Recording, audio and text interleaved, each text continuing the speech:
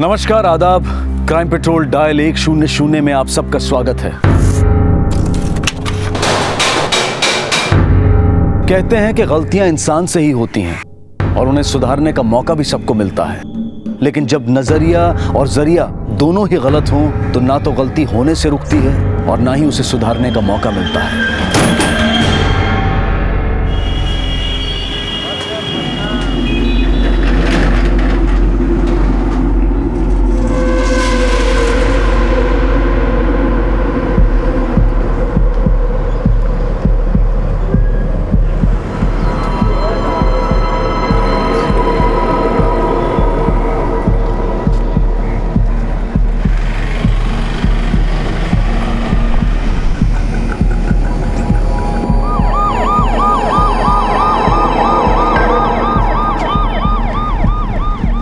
सही बोल रहे।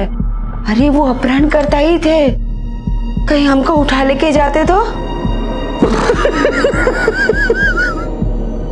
तुमको उठा ले जाते? अरे तुमको उठा के ना यमराज की भी नाभि सरक जाए। खाना बना लगाओ, बहुत भूख लगा हमको। जाओ जाओ, उठा ले जाते।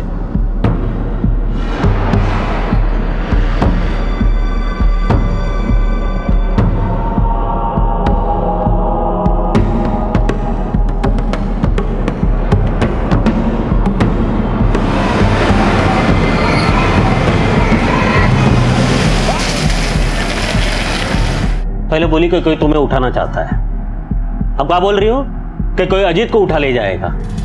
साला हम यहाँ काम धंधा करे कि तुम्हारे झूठ का भावताव करते रहे। हाँ तो हम ही आपको झूठे लगते हैं ना, लेकिन कह देते हमार बिटुआ को कचो हुआ ना तो देख लेना।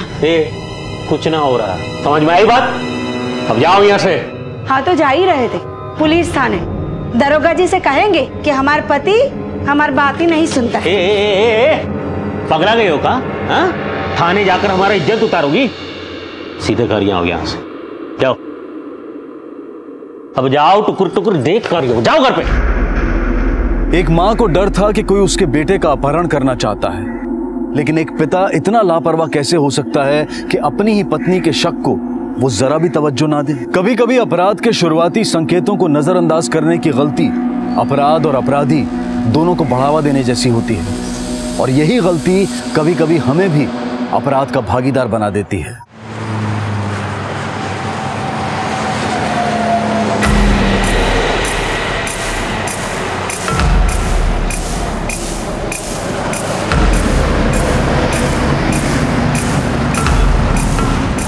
हट जाइए प्लीज, हटिए यहाँ से।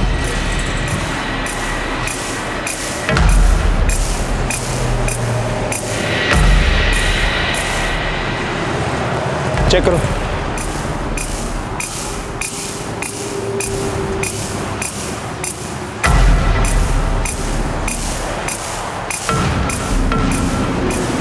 गुड्डी कुमारी।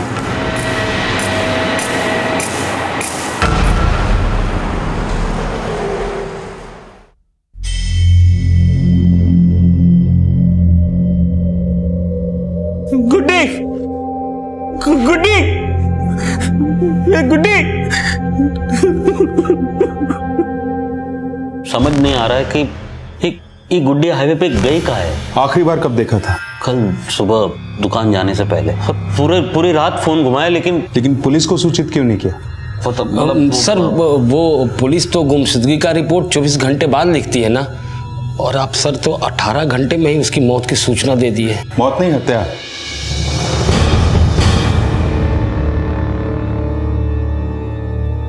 आप लोगों को किसी पे शक है? साहब, कल शाम जब गुड्डी गई ना, वो गहने जेवर पहन के गई थी। अम्मा जी, हम बाहर जा रहे, आप अजीत का ख्याल रखिएगा, चलते हैं।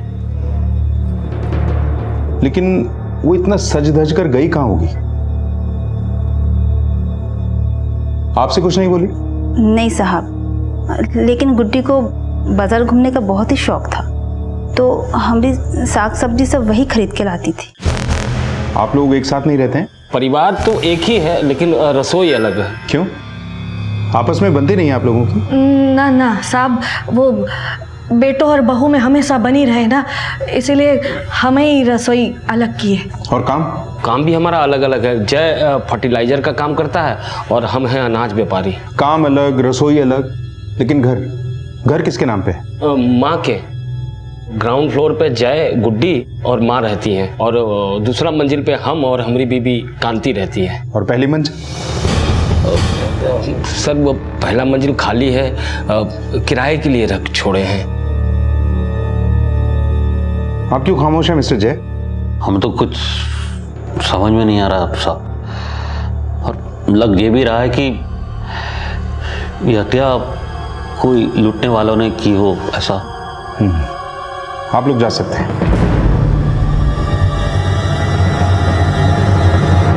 लूट बोलकर ये लोग पल्ला झाड़ रहे हैं या किसी सच पे पर्दा डाल रहे हैं? पति चुप था, लेकिन बाकी सब लोग बोल रहे थे। और सर हैरानी की बात तो यह है कि गुड्डी की मिसिंग कंप्लेंट लिखाने के लिए इन्होंने 24 घंटा वेट किया।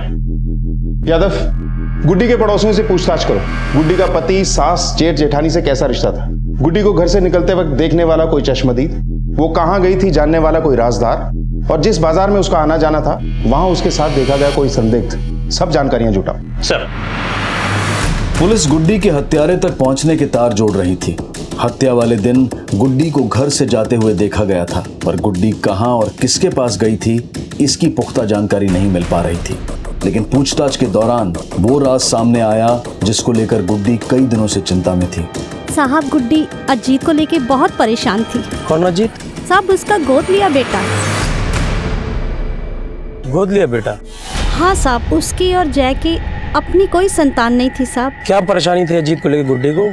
उसको लगता था कि उसके बेटे को कोई किडनैप कर लेगा, इसलिए साहब वो बहुत चिंतित थी। नहीं नहीं नहीं साहब, ऐसी कोई बात नहीं। कुछ छुपा तो नहीं रहा? नहीं, छुपा के क्या होगा साहब? अगर ऐसा बात होता तो गुड्डी हमसे तो नहीं, लेकिन अपनी जेठानी को तो बोलती।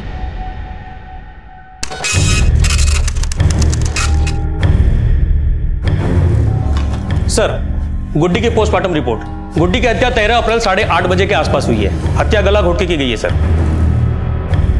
गुड्डी के कॉल रिकॉर्ड के हिसाब से 13 अप्रैल शाम 4 बजे जय ने उसे कॉल किया था, और रात 9:30 बजे गुड्डी का फोन उसी लोकेशन पे स्विच ऑफ हुआ जहां उसकी लाश मिली थी। सर, कहीं ऐसा तो नहीं कि जय ने खुद गुड्डी को वहां फोन करके बुलाया?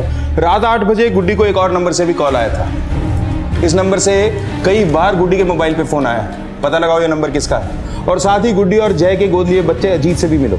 उसको किडनैप किए जाने की कोशिशों के राज का जानना भी जरूरी है। सर, गुड्डी को जिस नंबर से कॉल आ रहा था वो किसी ममता बिश्नोई के नाम पर रजिस्टर्ड है। सिम कार्ड भागमली गांव के वोटर आईडी देकर खरीदा गया है। फिलहाल फोन ऑफ है सर। बेटा, आपको स्कूल से लेने और छोड़ने कौन आता है? पापा, पर पहले मम्मी आती थी। बेटा, आप कभी घर से अकेले बाहर नहीं निकलते? नहीं, मम्मी ने मना किया। क्यों? क्योंकि कोई मेरा किडनैपिंग ना कर दे। बेटा, इससे पहले ऐसा कुछ हुआ है?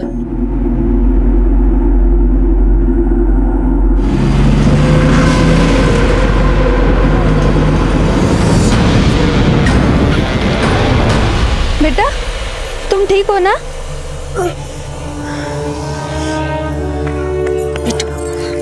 दीदी, बाल बाल बचाइए।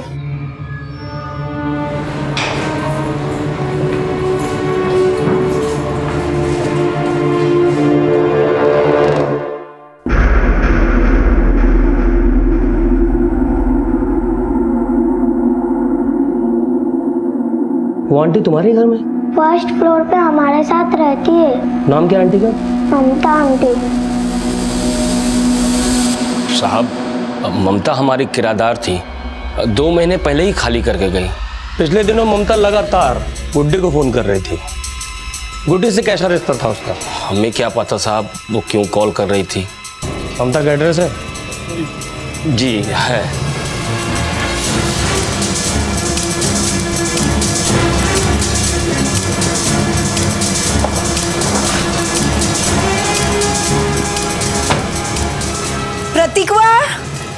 प्रतिकवा साहब, ममता यहाँ नहीं रहती है। यहाँ नहीं रहती तो कहाँ रहती? हमको नहीं पता, अपने पति के घर पे होगी।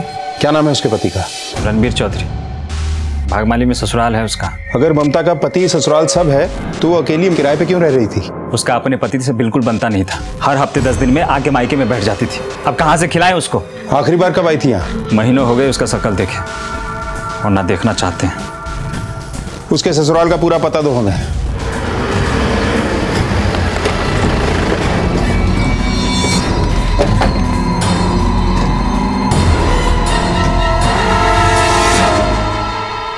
साहब वो हमारी पत्नी जरूर थी, मगर वो हमको अपना पति नहीं मानती थी। लेकिन अभी वो है कहाँ? होगी अपनी नई सास के पास, बुढ़िया की सेवा कर रही होगी और अपने नए पति को मेवा खिला रही होगी। मतलब वो औरत एक नंबर की चरित्रहीन थी। शादीशुदा होने के बाद भी उस जय के साथ में उसकी दूसरी बीवी बनके रह रही थी। जय केसरी? हाँ वही केसरी। लेकिन हमें तो पता चला है कि ममता जय के घर में किराए पे रह रही थी और 2 महीने पहले ही घर खाली करके गई है। 2 महीना पहले आई थी हमारे पास साहब, घड़ियाली आंसू बहाते हुए। निकल निकल यहाँ से, चल। अपना ही रोना धोना जाके अपने यार जय को सुना, समझ गई? निकल यहाँ से। हम आपके हाथ जोड़ते हैं, हम घर के किसी कोने में पड़े रहेंगे, हमें यहाँ से मत निकालिए। लेकिन हमारी भी मत मारी गई थी जो उस पे तरस खाकर उसे वापस रख लिया। फिर क्या, कुछ ही दिनों बाद उस जय के पास वापस चली गई।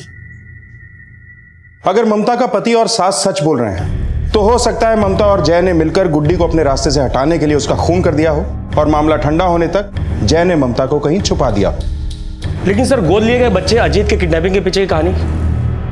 हो सकता है गुड्डी से पहले अजीत को टारगेट किया गया हो, क्योंकि अजीत भी जय का खून नहीं है। अगर यह अंदाजा सही है तो जय के साथ साथ उसका पूरा खानदान इस साजिश में शामिल है, क्योंकि अभी तक ना तो किसी ने अजीत के किडनैप होने की संभावनाओं को कबूला, ना ही ममता का जिक्र किया। सर, अगर रणबीर और उसकी मां झूठ बोल रहे हो तो हो सकता है रणबीर ने जय से बदला लेने के लिए गुड्डी को मार दिया हो और ममता उसका ये राज जानती थी, इसलिए उसने उसे भी गायब कर दिया। सबके कॉल रिकॉर्ड निकालो। ममता और गुड्डी दोनों के ससुराल वालों को एक साथ बुलाओ। दोनों परिवार मिलकर एक दूसरे के राज खोलेंगे, तब पता चलेगा कि कौन सच्चा है और कौन झूठा। राज तो खुल गया ना साहब। गुड्डी इनकी आंख का कांटा थी। ममता की शादी जय से करवाने के लिए इन लोगों ने गुड्डी की हत्या कर दी। हम पे झूठा आरोप मत लगा। अरे चुप, तुम लोग झूठे हो, तुमने ही हत्या की। बस अब जो भी है साफ साफ बता दो, वरना सब के सब जेल में जाओगे। साहब, हमने तो जो भी सच था सब कुछ बता दिया। इसके बेटे जय ने ही उसे मरवाने का कोशिश किया होगा, क्योंकि ममता को रखेल बनाकर रखा था, उसे पेट से कर दिया था। क्या ममता प्रेग्नेंट थी? झूठ बोल रही है साहब ये। ममता के पेट में जय का बच्चा ना ही था। 2 महीना से वो इसके बेटे रणवीर के साथ थी। रणवीर का ही बच्चा ममता के पेट में था। बीवी मर गई, उसकी सौत ममता गायब, अजीत पे जानलेवा हमले और ममता के पेट में तेरा बच्चा। और भी कुछ है जो हमसे छुपा रहा है? हम मानते हैं कि हमारा रिश्ता था ममता से सब, पर तो ये बात पहले क्यों नहीं बताई? हमें लगा कि ये बात आप जानेंगे तो आप हम पर ही शक करेंगे, इसलिए। ड्रामा मत कर और बता के अजीत को किडनैप क्यों करवा रहा था। नहीं, मैंने कुछ नहीं। गुड्डी की गलतफहमी बोल के तू पहले हमें चूरन चटवाने की कोशिश कर चुका है। अजीत का किडनैप होने वाला था, ये अजीत को पता था, बीवी को पता था, पड़ोसियों को पता था, तुझे कैसे पता नहीं चला? बताया था साहब, आपको बताया था गुड्डी ने। बताया था तो पुलिस को खबर क्यों नहीं की? हमको लगा कि वो ध्यान खींचने के लिए गुड्डी हमसे झूठ बोल रही है, ऐसे ही। तेरे और ममता के चक्कर के बारे में उसे कब पता चला? 6 महीना पहला, जब हम ममता को पहला मंजिल पर किराएदार बना के लाए।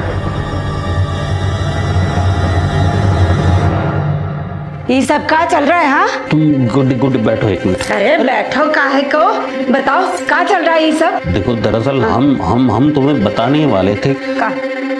वो ममता से बहुत प्यार करते हैं गुड्डी। चुप रहो, शर्म नहीं आती है? अम्मा जी कहाँ चिल्ला रही हो? चुप रहो, बात सुनो ना। ये देखिए माँ जी, ये क्या कहते हैं? कहते हैं वो ममता से प्यार करते हैं। काहे भोलिया का जी दुखा रहा है? माँ क्या अक्ल में ना भूसा भरा है, देख ना। और तुम्हारी अक्ल का घास चढ़ने गई है। चुप रहिए भैया, आप चुप रहिए। वैसे भी ये ना माँ का घर है। हमारा घर है तभी कह रहे हैं, निकालो उसको। निकाले उससे? हाँ ठीक है, निकाल दे उसे, लेकिन साथ में ना हम भी निकल जाए। तो हम पहले मल्ले ममता के साथ रहना शुरू करते हैं।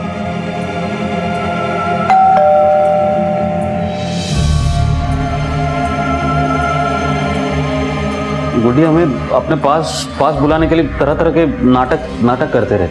कभी खुद के बीमार होने का, कभी अजीत बीमार है ऐसा बोलती। वो यही चाहती थी कि हम और ममता अलग हो जाए। इसलिए जब उसने वो जय का किडनैपिंग का बात बोला तो कैसे मानते साहब हम? और आप सोच रहे हो सब हमने उसे मार दिया? मारा नहीं तो कहाँ छुपा के रखा है ममता को? सब मुझे लगता है वो रणबीर ने कुछ किया है साहब। अपना अपराध उस पे मर रहा है। नहीं साहब, आप गरीबी का भी बहुत मजाक उड़ाते थे साहब। बताती थी सब ममता हमेशा, जब वो फर्टिलाइजर लेने हमारी दुकान पर आती सब, वो रणबीर उसका दिन रात रेप करता साहब। उसका पहला जो बच्चा वो भी रेप चाइल्ड है साहब। ममता को हमसे जो इज्जत जो प्यार मिला साहब, रणबीर उसे कभी नहीं दे सका। रणबीर ने उसे घर से निकाल दिया और हम उसे घर ले आए। वहाँ भी हमारे घर वालों ने उसे चैन से टिकने नहीं दिया। नहीं ममता, तुम कहीं नहीं जाओगी। तुम वहीं रुको, हम आ रहे हैं अभी। हमारे लिए अपनों से बैर मत पालो, हमें हमारे हाल पे छोड़ दो। गई फिर से मजबूर होकर रणबीर के पास, और फिर वही रणबीर की मारपीट, सब कुछ वही। सब आप कह रहे हो कि वो 10 दिन पहले अपने घर से निकल चुकी है और अभी कोई खोज खबर नहीं, तो सब मुझे लगता है कि वो रणबीर ने मुझसे बदला लेने के लिए ना वो गुड्डी को भी मारा है और ममता को कहीं छुपा रखा है। सब मैं सच बोल रहा हूँ साहब, ऐसा ही होगा। सब झूठ बोल रहे हैं साहब। साहब एक बात बताओ, किसी औरत का दूसरे घर में जाके पति पत्नी के बीच में रहना ये कोनो इज्जत की बात है का? हमने उसके साथ में कोनो मारपीट नहीं की, ना ही कोनो जबरदस्ती की है साहब। पैसे और ऐसे आराम के चक्कर में उसने हमको छोड़ दिया और जाके उस जय के साथ में उसकी दूसरी बीवी बनके रहने लगी। हमको तो शक है कि गुड्डी को भी इन्हीं लोगों ने मिलके मारा है। सर ये रहे ममता के कॉल रिकॉर्ड्स। सर ये जय सही कह रहा था। ममता 2 महीने पहले जय का घर छोड़ के रणबीर के गांव चली गई और गुड्डी के मर्डर से 15 दिन पहले यानी 29 मार्च को वापस जय के घर पे, और 29 मार्च की रात से 3 अप्रैल तक ममता अपने मायके चांदी धनी में ही थी। और फिर 3 अप्रैल से उसका फोन ज्यादातर बंद रहा, लेकिन जब ऑन हुआ तो उसके फोन से सिर्फ गुड्डी को ही कॉल किए गए। गुड्डी की हत्या में ममता का हाथ होना साफ साफ नजर आ रहा है। अब समझना यह है कि इसमें जय की क्या भागीदारी है। जिस लोकेशन में उसका फोन ऑन हुआ था, एक सर्च टीम ममता की तलाश में वहां लगा दो और साथ ही ममता के भाई प्रतीक को बुलाओ। अगर 29 मार्च की रात से 3 अप्रैल तक ममता अपने मायके में थी तो उसने झूठ क्यों बोला? और साथ ही साथ 29 मार्च को ममता के जय के घर वापस जाने के राज का भी पता करो। मुझे लग रहा है 29 मार्च के बाद ही यह हत्या और अजीत के अपहरण का षड्यंत्र रचा गया है। एक तरफ पुलिस ममता को उन लोकेशंस पर ढूंढ रही थी जहां उसके फोन से गुड्डी को लगातार कॉल किए जा रहे थे, और दूसरी तरफ ममता आई होगी गांव में, लेकिन घर पे नहीं आई। घर पर नहीं आई तो गांव में कहां रही होगी? हम तो उससे रिश्ता नाता सब तोड़ चुके थे। प्रतीक न ममता से मिलने की बात कबूल रहा था और ना ही गुड्डी के मर्डर में ममता के साथ मिले होने को स्वीकार रहा था।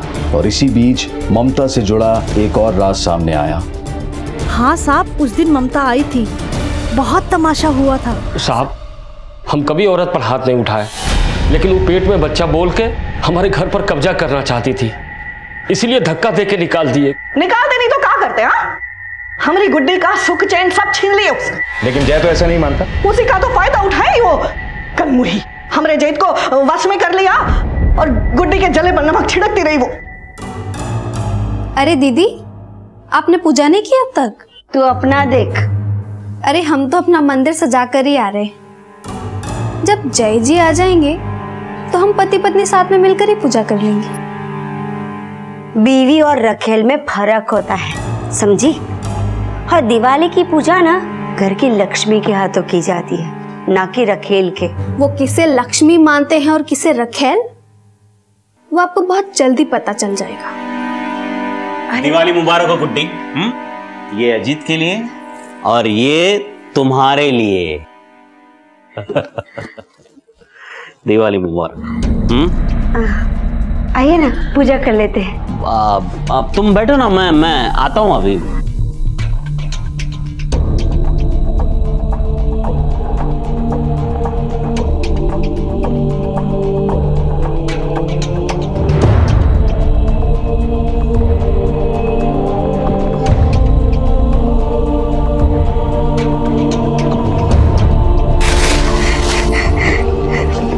सब कुछ सह के भी हम हमारी गुड्डी जय को अपना जिंदगी में लाने के खातिर पूरा प्रयास करती रही।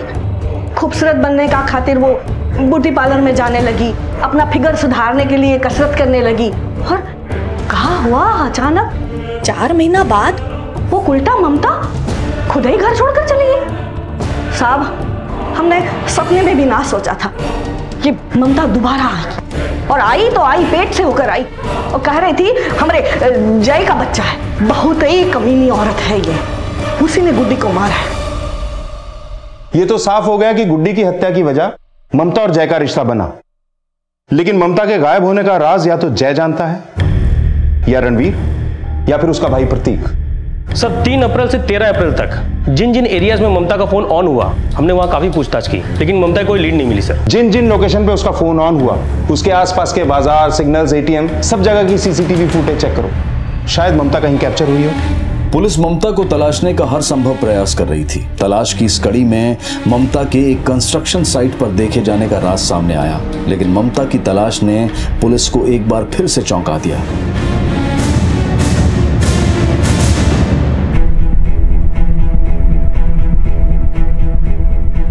डेड बॉडी के डीएनए टेस्ट से साफ हो गया कि सिर्फ गुड्डी का ही नहीं, बल्कि ममता का भी मर्डर हुआ था। सर, वो बॉडी ममता की ही थी। पोस्टमार्टम रिपोर्ट के हिसाब से मरने वाली लेडी प्रेग्नेंट थी। बॉडी का डीएनए ममता की मां से मैच होता है और पेट में पल रहे बच्चे का डीएनए रणवीर से। हत्या की वजह और टाइम? सर, ममता का मर्डर गला घोट के किया गया है। ममता की हत्या गुड्डी की हत्या से 10 दिन पहले, यानी 3 अप्रैल को शाम को 4 से 5 के बीच में हुई। गुड्डी की हत्या से 10 दिन पहले? अगर उसकी हत्या गुड्डी की हत्या से 10 दिन पहले हुई थी, तो उसके फोन से गुड्डी को लगातार फोन कौन कर रहा था? सर, मैंने सारी फैमिली के फोन रिकॉर्ड्स चेक किए, किसी की भी लोकेशन ममता की लोकेशन से मैच नहीं करता है। इसका मतलब जिसने भी ममता का खून किया, उसी ने ममता के फोन से लगातार 10 दिन तक गुड्डी को कॉल किया और बाद में उसे भी मार दिया। शायद दोनों का कातिल एक ही है। कातिल ने बड़ी चालाकी से अपने मोबाइल फुटप्रिंट को बचा कर रखा। यादव, पूरी फैमिली का लास्ट 2 महीने का मूवमेंट चेक करो। जिस दिन ममता पहली बार जय का घर छोड़कर गई थी, एक एक कॉल चेक करो। कातिल बड़ी चालाकी से अपना काम कर रहा है। गुड्डी और ममता की हत्याएं एक सोची समझी योजना बनाकर की गई थी, और इसी वजह से अपराधी के खिलाफ सबूत जुटाना आसान नहीं था। अब तक जितने भी नाम सामने आए थे, उन सभी के पास इस अपराध को अंजाम देने के लिए कोई ना कोई मोटिव जरूर था, लेकिन उस मोटिव को साबित करने के लिए पुलिस के पास कोई पुख्ता सबूत नहीं था। और इसी बीच एक और नया अपराध सामने आया। अजीत साहब, उसका अपहरण हो गया सर। हम देर से उसको स्कूल लाने पहुंचे तो वो गेट कीपर बताया कि घर वो अकेला ही निकल गया साहब। वर्मा, देखो मामला क्या है, और अजीत की फोटो भी सर्कुलेट करो। Yes sir. अब तो तुम्हें यकीन हो गया ना कि अजीत को किडनैप करने की कोशिश पहले भी हुई थी? मूर्ख थे जो गुड्डी का बात नहीं सुने। सब गुड्डी को खो देने के बाद जो हम अजीत को खो दिए, तो हम खुद को कभी माफ नहीं कर पाएंगे साहब।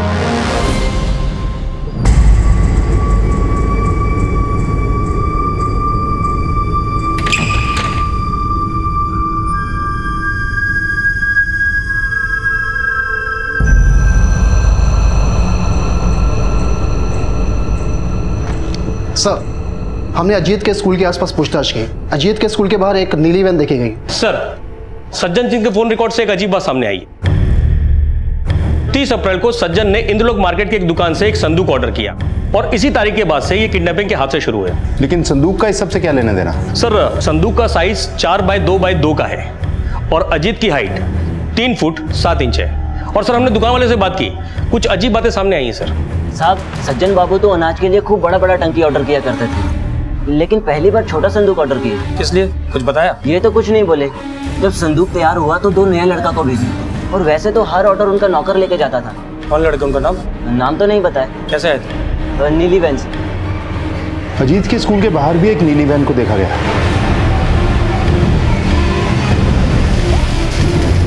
सर, हमने इंद्रलोक मार्केट के सीसीटीवी फुटेज चेक करने का ऑर्डर दिया है, शायद कुछ सामने आए। तुम इन दोनों लड़कों का पता करो, तब तक मैं सज्जन की खबर लेता हूं।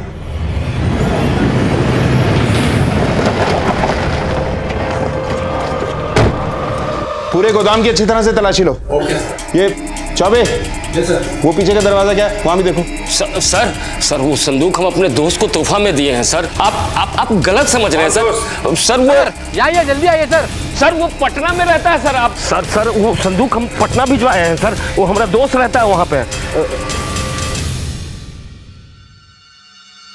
पटना भिजवाया है या यहाँ गाड़ा है? नहीं सर, वो खोदो।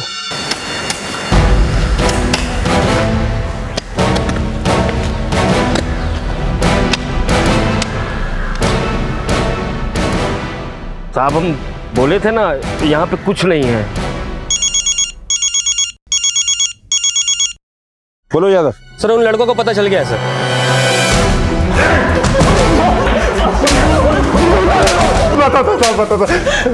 हमने उठाया था साहब अजीत को। कहाँ है अजीत अभी? साहब वो जय भैया की दुकान में।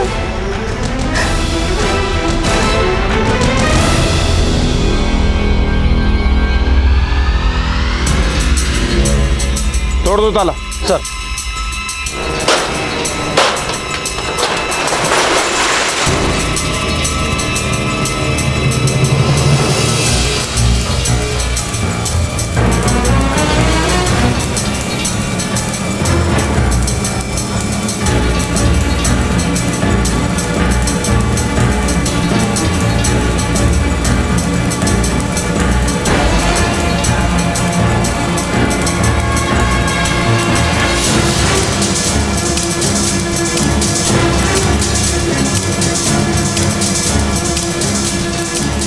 खोद दो।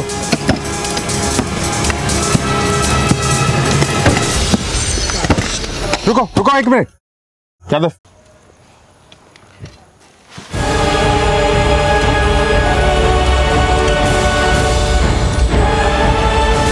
लेके आओ साले को। सर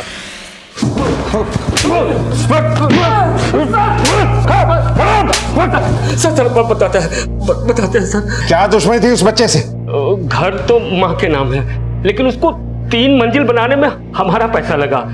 लेकिन वो जय 2 मंजिलों पर कब्जा जमा चुका है। ग्राउंड फ्लोर पर बीबी के साथ और पहला मंजिल पर रखेल के साथ। सर हम किसी तरह ममता को घर से बाहर निकाल दिए, लेकिन वो कमीनी पेट में बच्चा डाल लाई। फिर हमको लगा कि अगर जय उसे वापस ले आया तो फिर उसकी बीवियों का बच्चों का हक हो जाएगा घर पे। फिर गुड्डी का मर्डर हुआ तो ममता पे शक आया। तो फिर हमने सोचा कि अगर अजीत किडनैप हो जाए तो इसमें भी ममता का नाम आएगा। हमको पागल समझता है? ममता का मर्डर गुड्डी से 10 दिन पहले हो चुका था। क्या कह रहे हैं सर? ममता का मर्डर हो गया? नाटक मत कर और मान ले कि गुड्डी और ममता को तूने ही मारा है। नहीं सर, हम सच बोल रहे हैं सर। अगर ममता का मर्डर गुड्डी से पहले हुआ है तो इसमें जरूर वो प्रतीक और प्रतीक। वो कैसे? सर हम आपको पहले नहीं बताए थे। एक बार जब हम अजीत को किडनैप करने बाजार में गए थे तो वहां हमने प्रतीक को गुड्डी के साथ देखा था। वो पैसे दे रही थी सर प्रतीक को।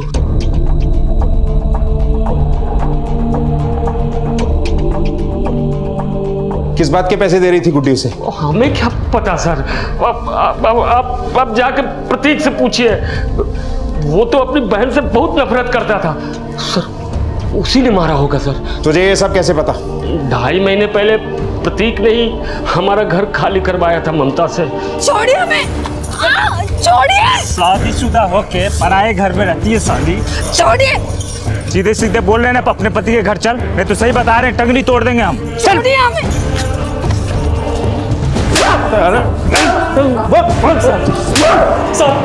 सही बोल रहे हैं, हम नहीं मारे उसको। तू गुड्डी के भी टच में था। जहां ममता का मर्डर हुआ वहां भी तेरा फोन एक्टिव था। दोनों को तू नहीं मारा है। हम किसी को नहीं मारे हैं साहब।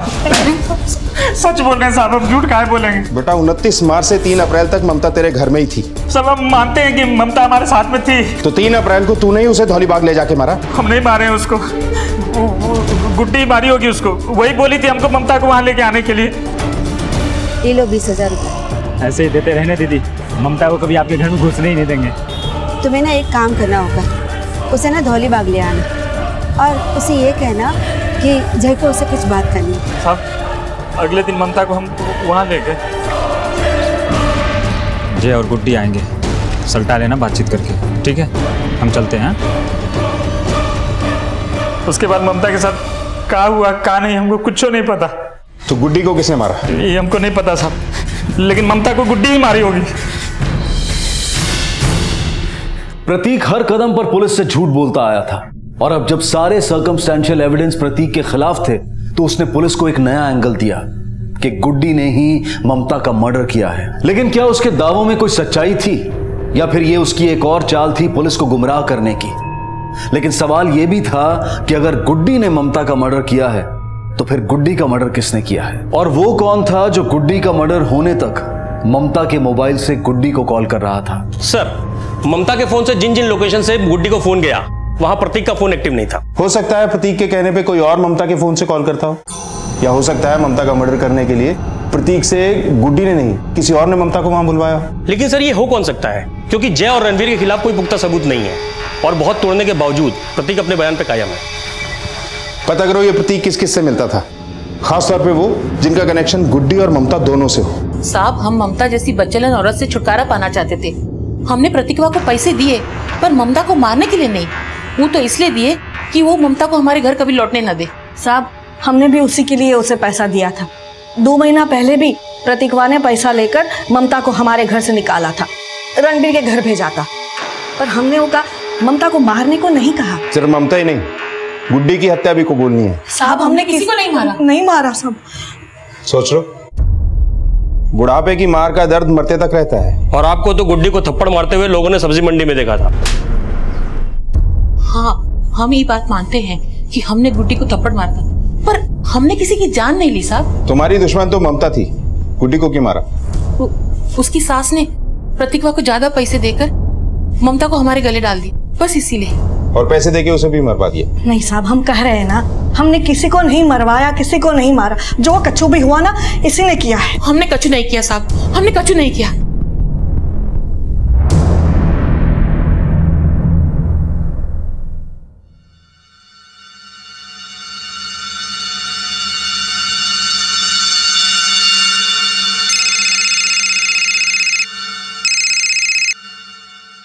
हेलो हेलो साहब, जय बोल रहे हैं हम।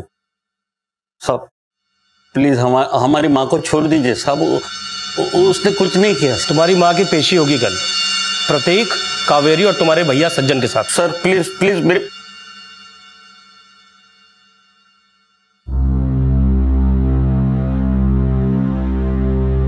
हे बेटा, ये क्या कर रहा है तू?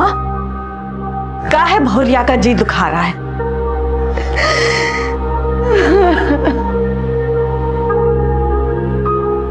अरे ये क्या कर दिया गुड्डी? क्या हुआ? अरे बोलो तो सही। आज आपने साबित कर दिया कि हम आपके कुछ नहीं लगते। ये गुड्डी गुड्डी गुड्डी, देखो देखो, हाँ ऐसा ना बोलो। तुम हमारी पहली बीवी हो गुड्डी, और ये अधिकार तुमसे कोई नहीं छीन सकता। कोई नहीं गुड्डी, कोई नहीं, कोई नहीं।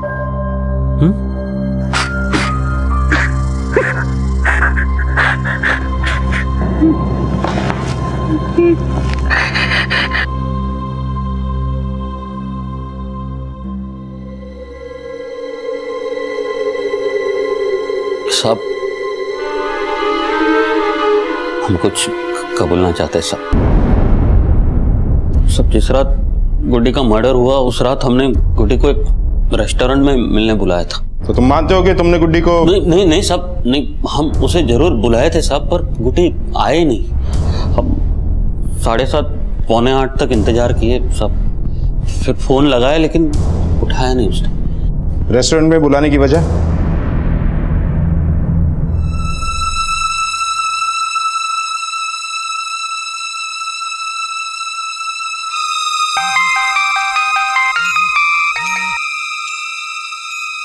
हाँ जी कहिए।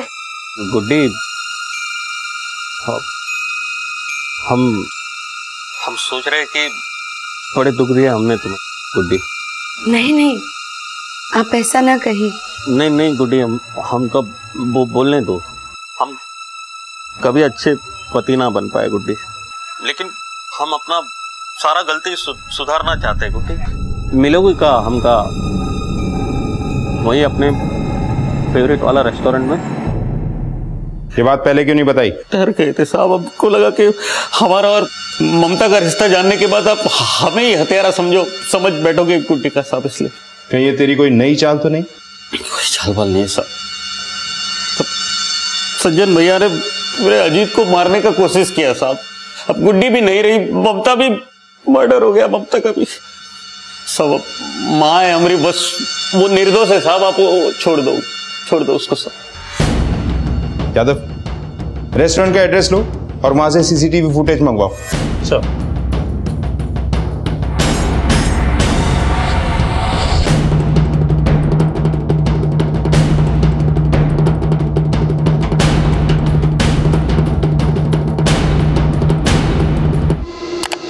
ये मनी है सर, दुकान संभालता है हमारा, कभी कभी गाड़ी भी चला लेता है। ये तुमको रेस्टोरेंट में क्या बोलने आया था?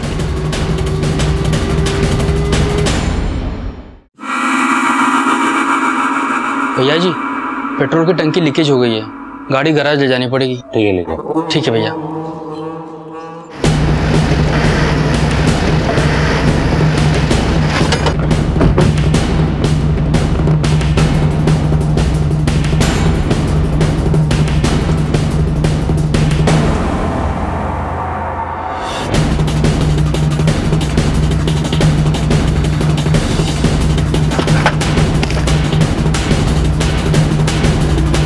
सर, जब मणि के घर और जय की कार की जांच की गई तो मणि के इन अपराधों से जुड़े होने के कई पुख्ता सबूत सामने आए।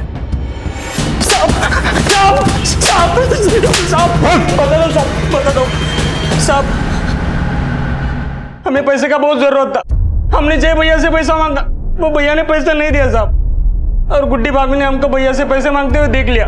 कितना पैसा चाहिए? 50,000 भाभी। हम देंगे, पर तुमको हमारा एक काम करना पड़ेगा। कौन काम? हमारी सौत का मर्डर। हम भाभी का बात मान लिए साहब।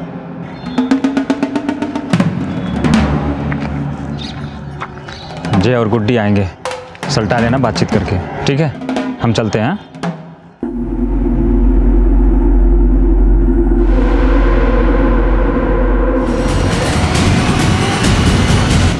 क्या हुआ? काम हो गया भाई। ये फोन तू अपने पास ही रख और रोजाना इस नंबर से मुझे फोन करना। और हाँ, याद रहे, अपने घर के आसपास से मत करना। ठीक है बाबू। ये लो पैसा।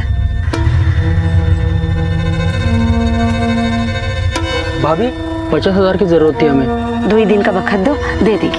साहब, भाभी हमको आधा पैसा दी थी, बाकी के पैसे देने की नियत नहीं थी उनकी। हम हर बार पूछते रहे, हर बार हमें टालती रही। फिर एक रात भाभी रेस्टोरेंट में आ गई तो हम अड़ गए।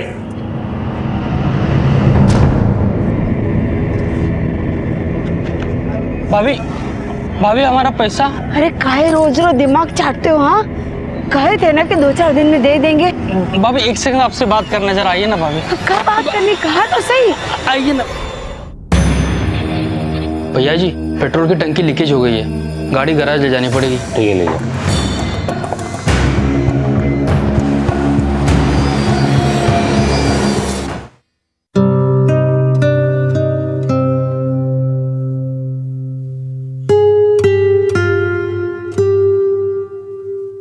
इस केस से जुड़े हर शख्स का या तो नजरिया गलत था या फिर उन्होंने गलत जरिए का इस्तेमाल किया था, और इन सब की यही गलती इस अपराध का कारण बन गई। जय की जिंदगी से ममता को निकालने के लिए गुड्डी ने गलत फैसला लिया और उसकी यही गलती खुद उसकी हत्या की वजह बन गई। माना कि ममता रणबीर के अत्याचारों का शिकार थी, लेकिन उसका जय के साथ रिश्ता कानूनी तौर पर गलत था और इस गलती की परवाह जय ने भी नहीं की, और उनकी इन्हीं गलतियों ने सज्जन को भी यह गलत फैसला लेने के लिए उकसाया। गलतियां तब तक भूल मानी जा सकती हैं जब तक उनमें सुधारे जाने की संभावनाएं बची रहें। इसलिए वक्त रहते ही संभल जाने में भलाई है, क्योंकि जिंदगी हमें बार बार मौका नहीं देती। अब मैं अनूप सोनी आपसे विदा लेता हूं, फिर मुलाकात होगी अगले एपिसोड में जुर्म की एक और कहानी के साथ। तब तक अपना और अपने परिवार का ख्याल रखें और देखते रहें क्राइम पेट्रोल डायल 100। सबक एक को सीख हम सबको। जय। If you want to enjoy more Crime TV content like this, please subscribe to our channel and click the bell icon.